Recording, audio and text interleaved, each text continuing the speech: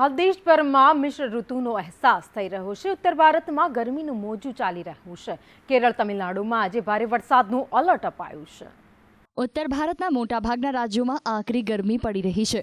દક્ષિણના રાજ્યોમાં ભારે વરસાદની ચેતવણી જારી કરવામાં આવી। હવામાન વિભાગના જણાવ્યા અનુસાર 23 મેના રોજ દિલ્હી, હરિયાણા, પંજાબ, ઉત્તર પ્રદેશ, રાજસ્થાન, મધ્યપ્રદેશ, ગુજરાતમાં તીવ્ર ગરમીનું મોજું ચાલુ રહેશે। કેરળમાં ભારે વરસાદનું રેડ એલર્ટ જારી કરવામાં આવ્યું છે અને તમિલનાડુ અને પોંડિચેરીમાં ભારે વરસાદનું ઓરેન્જ એલર્ટ જારી કરવામાં આવ્યું। આ ઉપરાંત તમિલનાડુના આંતરિક ભાગમાં એક પરિભ્રમણ રચાયું છે જે સમુદ્ર સપાટીથી 5.8 ડિગ્રી સુધી વિસ્તરે છે। હરિયાણા અને આસપાસના વિસ્તારોમાં ચક્રવાતી પવનોનો વિસ્તાર બન્યો છે। આ ચક્રવાતી પરિભ્રમણની પશ્ચિમ મધ્યપ્રદેશ થઈને મરાઠવાડા સુધી એક ચાર્ટ વિસ્તરી રહી છે। પૂર્વ બાંગ્લાદેશ પર ચક્રવાતનું સર્ક્યુલેશન ચાલુ છે।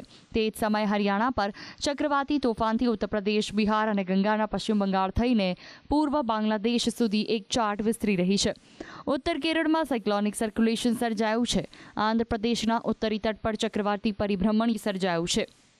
એવામાં બંગાળની ખાડીમાં 35 થી 45 કિલોમીટર પ્રતિ કલાકની 55 કિલોમીટર પ્રતિ કલાકની ઝડપે પવન ફૂંકાઈ શકે છે તો ધીરે ધીરે બંગાળની ખાડીમાં 40 થી 50 કિલોમીટર પ્રતિ કલાકની ઝડપે 60 કિલોમીટર પ્રતિ કલાક સુધી વધશે। બ્યુરો રિપોર્ટ, સંદેશ ન્યૂઝ।